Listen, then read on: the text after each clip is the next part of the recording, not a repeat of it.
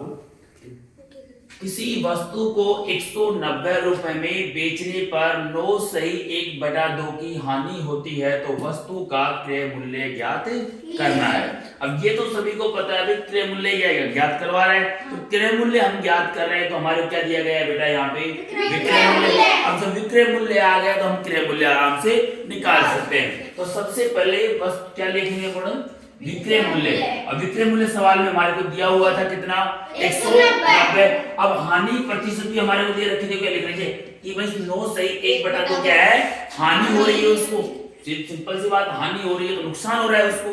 कोई वस्तु खरीद के ले, तो मान लो चौक हम 5 रुपए खरीद के लेके आए, इसको अगर 4 रुपए में बेचते हैं तो हमारे क्या हो रही है, हानि हो रही है। ठीक, हानि प्रतिशत 9 सही 1/2 है तो इससे भैया 9 दूनी 18, 18 और 1 19, तो 19 बटा में क्या हो जाएगा, 2 हो जाएगा।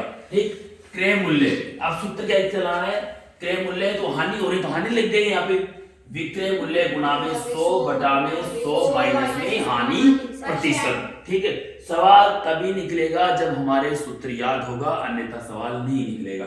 अब इस सवाल में हम केवल जो हमारी संख्या दी हुई है उस संख्या रख देंगे। 190 गुणा में 100 बट 190 क्या है हमारा क्रय मूल्य है। ठीक है, 100 गुणा में हमारे सूत्र में है तो 100 के 100 आ गया। ठीक, कोई दिक्कत नहीं है। अब हमारे नीचे बटा में 100 दे रखा है माइनस, तो 19 सही 19 बटा में 2 हमने, हमारा क्या आ गया, हानि प्रतिशत आ गया, तो हमने भी हानि प्रतिशत लिख दिया।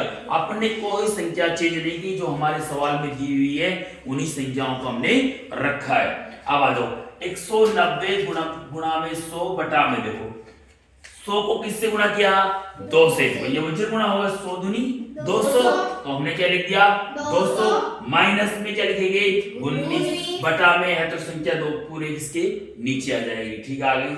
अब आ जाओ 190 गुणा में 100, अब भैया 200 में से 19 क्या कर देंगे, घटा देंगे, घटाएंगे माइनस करेंगे तो कितने आ गया 181 और बटा में 2 का 2। अब ठीक, आ जाओ अब जब 100 इन दोनों का हम क्या करेंगे मल्टीप्लाई, तो 19,000 हमारा क्या जाएगा गुणा बटा में कितना जाएगा, ये बटे की संख्या कहां चली जाएगी ऊपर 2 और यहाँ के बच जाएगा 181, तो 19 दूनी 38, 38,000 बटा में 181 आ जाएगा। 38,000 में हमें किसका भाग देना है भैया, अब 181 कट नहीं सकता डायरेक्ट वैसे तो, और नहीं कटेगा तो हम क्या देंगे भाग देंगे, तो हमारे भाग में 210 लगभग आंसर हमारा आता है, मतलब 2.9 के लगभग रहेगा, वैसे फिर 0.1 आएगा लास्ट में। ठीक, लेकिन लगभग हम क्या लिख सकते हैं 210 हमारा आंसर लगभग हो सकता है, ये हमारा आंसर होगा।